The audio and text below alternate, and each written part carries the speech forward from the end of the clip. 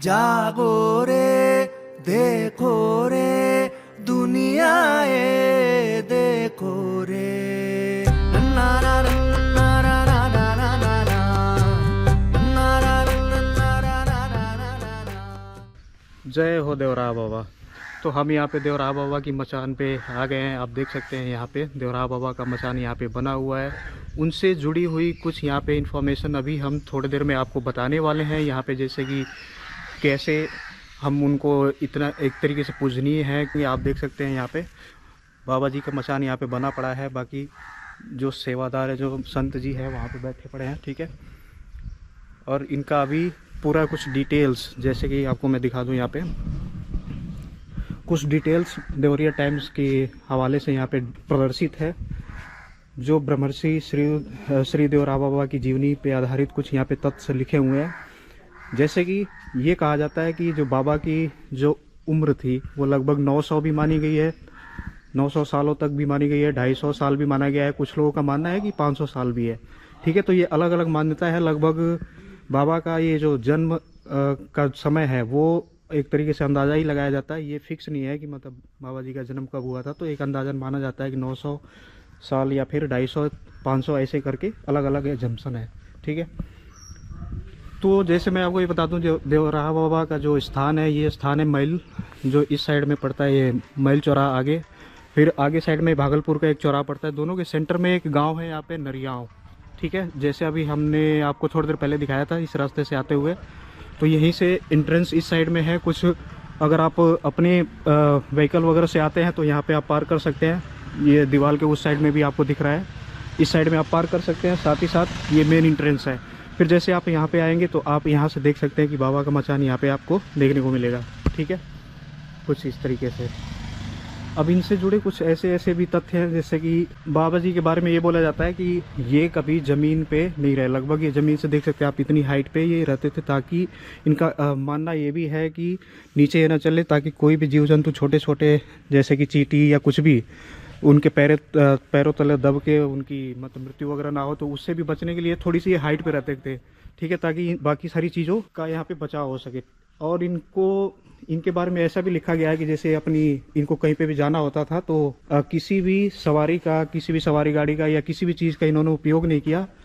पता नहीं कैसे वो पहुंच जाते थे। ऐसी कई सारी चीज़ें यहाँ पे भी लिखी हुई है। देवरिया टाइम्स के हवाले से आप देख सकते हैं ये सारी चीज़ें यहाँ पे भी कुछ लिखी गई हैं। और ये जो ऊपर ये मचान बना है, लगभग ये 12 फीट का आपको देखने को मिलेगा। ये 12 फीट की हाइट पे इनका मचान बना पड़ा है, जहाँ पे ये ऊपर ही रहते थे। सिर्फ कहते हैं कि स्नान के लिए नीचे लगभग आते थे, बाकी ये हमेशा ऊपर ही रहते थे। साथ में एक ऐसे झोपड़ी जैसा जिसको भी बोलते हैं कि उसके अंदर ही वो रहते थे।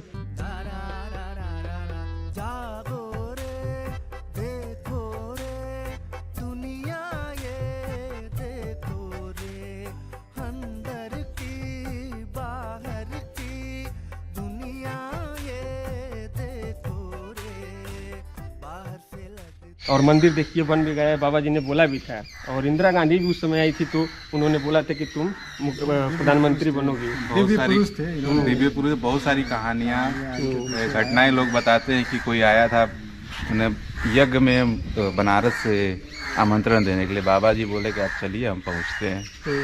वो मतलब बाबा जी जब वो पहुंचे ट्रेन से तब तक बाबा जी वहाँ हाजिर थे। एक बताना चाहूँगा, इनके नाम से स्टेशन भी है यहाँ पे, देवरावा बाबा स्टेशन। देवरा बाबा जी के नाम पे तो अपना देवरिया में जो है कि हॉस्पिटल भी है। बहुत जल्द और भी कुछ विकास होंगे। हाँ जी, प्रणाम महाराज जी। सबसे पहले आप ये बताइए आपका नाम क्या है? मेरा नाम श्याम सुंदर दास है। श्याम सुंदर दास जी, ठीक है। अच्छा, बाबा जी के बारे में, जैसे जो महर्षि देवरा बाबा हैं, इनके बारे में कुछ ऐसे कहते हैं लोग कि ये कभी 900 साल तक जिंदा रहे। तो कुछ इनके बारे में सत्य कोई तथ्य है या फिर जस्ट हम अनुमान लगा सकते हैं बस? हमारे भारत के ऋषियों का अनुमान लगाना संसारी मनुष्यों के बुद्धि मन से परे है। हमारे भारत के ऋषि हजार वर्ष का ब्रह्मा की एक अवधि बीतती है तो एक ऋषियों का लोमस ऋषि का एक रोमा टूटता है, तो राम जी की इच्छा से एक ब्रह्मा की अवधि बीतती है। हम लोग उस ऋषि परंपरा के उसी खानदान के हैं। हम लोग, हमारे पूर्वज ऐसे थे कि सूर्य की गति को रोकने में समर्थवान थे। आज शादी ब्याह करते हो तो कहते हो अत्रि गोत्र समुत्पन्नो हम, भरद्वाज गोत्र समुत्पन्नो हम, सांडिल गोत्र समुत्पन्नो हम, अत्रि गोत्र समुत्पन्नो हम। तो वही अत्रि गोत्र है जिसमें माता अनुसुईया ने 3 त्रिदेवों को बालक बना ली। वही ऋषि थे जो कि अत्रि ऋषि को प्यास लगी तो माता मंदाकिनी का आवाहन किए, गंगा वहाँ प्रकट हो गई जी। तो जाह्नवी ऋषि थे, गंगा को ही अपनी कानों से जांघों में समाहित कर ली। तो बताओ आज के मनुष्य ऋषि महर्षियों की जीवनी के संदर्भ में सब कुछ क्या जाने। जहाँ जब देवराहा बाबा के बारे में पूछ रहे हैं तो देवराहा बाबा मन बुद्धि चित्त से परे हैं। आज भी देवराहा ज्योति रूप में दिखते हैं। देवराहा बाबा की झोपड़ी प्रकाशित हो जाती है, देवराहा की जमीन अपने आप धुनिया निकलने लगती है बेटा। तो संसारी मनुष्य देवराहा बाबा के कोई देखा होगा बेटा, पहाड़ माश के शरीर से किसी ऋषि के जीवन के संदर्भ में किसी ऋषि के तत्वोक्त जानना संसारी मनुष्य के बुद्धि से परे है बेटा। अच्छा महाराज जी, तो शाम को इनकी आरती होती है? आरती का क्या क्या समय होता है इनका? अगर भोग लगता हो या फिर पूजा होती हो तो कुछ इसका समय रहता है? देखो इसका 6 बजे 7 बजे शाम को आरती होती है और लगभग 6 बजे तक 7 बजे तक सुबह होती है। भोग राग तो भगवान को महाराज जी को दूध वगैरह ही भोग लगता है, फल फूल भोग लगता है। महाराज जी, ये बाबा जी को देवराहा बाबा क्यों बोला जाता है? जैसे ये देवरिया में रहे इसलिए? देवराहा बाबा बेटा जहाँ ठड़े हो, कालांतर में सरजू यहाँ रहती थी, सरजू में ही रहते थे बाबा। और पानी में रहने के चलते ये कालांतर में सब दीवार था, यहाँ सब जंगल झाड़ी थी और रहने की इच्छा से जल में ही महाराज जी रहने के चलते दीवार में रहने चल के देवरिया देवराहा के नाम से जानी जाती है और देवराहा बाबा को भी देवराहा के नाम से जाने जाते हैं। हाँ जी, इनके बारे में ये भी कहा जाता है कि पानी के ऊपर चलते थे। देखो मैं बताया ना कि पानी के ऊपर चलना, आकाश मार्ग से प्रस्थान करना, ये सब योगी के लिए दुर्लभ चीज़ नहीं होती है। जो शरीरांत संचारी वायु प्राण है, जिसको प्राण वायु पर विजय प्राप्त हो जाती है मुन्ना, उसके लिए यह आकाशगामी होना, जल पर चलना, अदृश्य होना, दृश्य होना, उसके लिए कोई बड़ी बात नहीं है बेटा। वो तो जब ईश्वर की कृपा हो जाती है तो सामान्य उसके लिए सब है जी।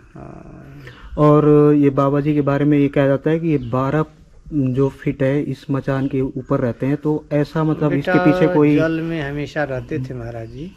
तो जल में 12 फुट जल के ऊपर मंच बना करके रहते थे।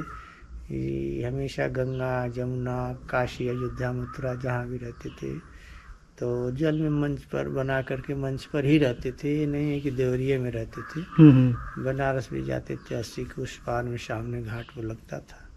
तो जैसे इनके बारे में वहाँ भी नदी में ही बाबा रहते थे। तो ऐसा भी कहा गया है क्या कि ये 12 फीट पे ऊंचे पे इसलिए रहते थे ताकि अगर नीचे उतर के चले तो कुछ छोटे छोटे जो जीव जंतु हो उनको कोई हानि ना पहुंचे या ऐसा कुछ? ऐसी बातें नहीं थी। धनु परमात्म पर्यंतम, महाराज जी से कोई क्वेश्चन किया तो बोले बच्चा संत महात्मा की लीलाएं अलग हैं। धनु प्रमाण पर्यंतम, अतः शरीर धरती से काना 6 अंगुल, अरे 6 हाथ 8 हाथ 10 हाथ ऊंचाई पर संत महात्मा लोग रहते हैं अपना कुटिया बना के। कोई इसमें इनकी रहन सहन अलग थी और क्या रहस्य था उस रहस्य को हम नहीं वर्णन कर पाऊँगा। वो बाबा जी की जीवनी थी, बाबा जी का वो रहस्यमय जीवन था बेटा। हाँ ये था, देखा गया जो वर्तमान में देख रहे हैं मंच, ऐसे ही मंच जल में बना करके बाबा हाँ रहते थे। काशी हो चाहे अयोध्या है तो मथुरा हो, अब उसमें क्या रहस्य था। और जल में ही ज़्यादा रहते थे, जलेश्वर बाबा के नाम से जाने जाते थे। और जल भगवान नारायण का स्वरूप होता है, इसीलिए बड़े बड़े ऋषि महर्षि प्राय करके गंगा जमुना के तट पर ही तप करते थे। और बाबा जी तो शाश्वत जल में ही रहते थे। धर्म से तेति नारायण, जल जो है ईश्वर का वाचक है, ईश्वर का स्वरूप है बेटा। अब बाबा जी के बारे में एक आखिरी सवाल, जैसे कि वो कहते हैं कि पूरे अपने जीवन अवधि में बाबा ने कोई अन्न नहीं खाया, सिर्फ जो कंदमूल फल है। बाबा की जो संदर्भ में आप कह रहे हैं तमाम लोग कहते हैं, जैसे बालक बोल रहा था उसमें लिखा हुआ कि रस पीते हैं ये करते हैं। वो लेखनी भी रस पीने वाला गलत है, लिखा है बाबा यादव करके। उनका खान पान है, हम भी बड़े नज़दीकी रहे लेकिन उनके खान पान नहीं देखा बेटा करते हुए थे कैसे। हाँ, योग में साधनाएं हैं। महर्षि पातंजलि दर्शन शास्त्र में अपने लेख में अभिव्यक्त किया है, कंठकूपे क्षुद पिपाशा निवृत्ति है। अतः कंठकूप में संयम करने से योगी क्षुधा पिपाशा से रहित होता है। तथा इसी प्रकार से बाबू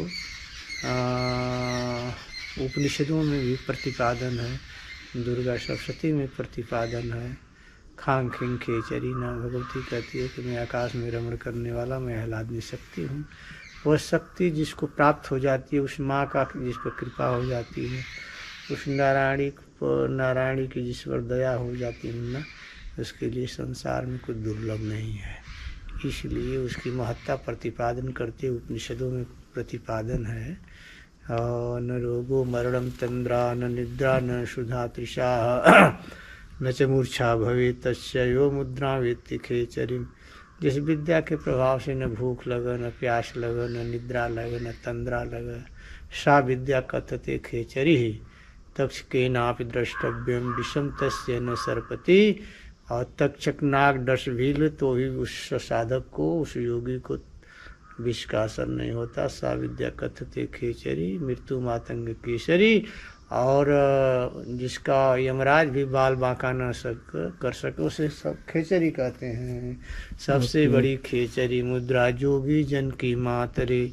इसलिए जिस विद्या के प्रभाव से सनक सनंदन सनकादिक वशिष्ठ विश्वामित्र महाराज गोरख भर्तृ वशिष्ठ विश्वामित्र भारत के चिरंजीवी महापुरुष लोग हुए, और विद्या पूज्य श्री देवराव बाबा की भी सिद्ध थी बेटा। इसलिए उनके बारे में संसारी मनुष्य के तर्क और मन बुद्धि से परे हैं देवराव बाबा। इसलिए उनके बारे में जो आप कह रहे हैं खान पान के बारे में, तो अपनी साधना के बल पर वो रहते थे। और हमने तो बड़ा नज़दीकी रहा बेटा, लेकिन कभी खाते पीते नहीं देखा बेटा उनके क्रियाकलाप को। तो क्या तुमसे बताएं कि बाबा क्या खाते थे। ठीक है जी, धन्यवाद बाबा जी। जय हो देवराव बाबा। ये वाटर प्लांट की व्यवस्था यहाँ पे है, साथ ही साथ एक पॉन्ड बनाया हुआ है। अभी फ़िलहाल तो इसमें पानी नहीं है, लेकिन यहाँ पे स्टेयर्स बने हुए हैं उतरने के लिए। आराम से उतर के यहाँ पे पानी चारों साइड से इकट्ठा हो सकता है। साथ में ये मचान है, यहाँ पे देख सकते हैं। इस साइड में जहाँ पे हम गए थे, पार्किंग उस साइड में है, ठीक है। बाकी आपको हम दिखाते हैं गौशाला। तो यहाँ पे कहते हैं 100-200 के आसपास गाय हैं। तो अभी इस समय तो दोपहर हो रहा है, तो लगभग काफ़ी सारी गायें गई होंगी चरने के लिए। चारागाह है, चारों साइड चारागाह है। तड़वी तड़वी अंदर से मीठी पुड़िया रे, रेले पे रेला है, हर दिन ही मेला है। नीम नमक कच्ची करी सी पुड़ पारे सी दुनिया ये देखो रे, दुनिया ये देखो रे। अंदर की बाहर की दुनिया ये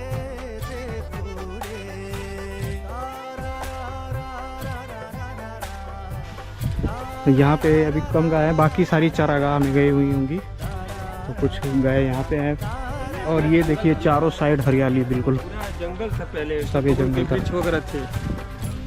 की उछाल हंसी का ये घाट देखो रे, मेरी नजर से भारत की सौगात देखो रे। नदियों की धारा भी है और उनका संगम भी, थोड़ी थोड़ी खुशियां हैं, थोड़ा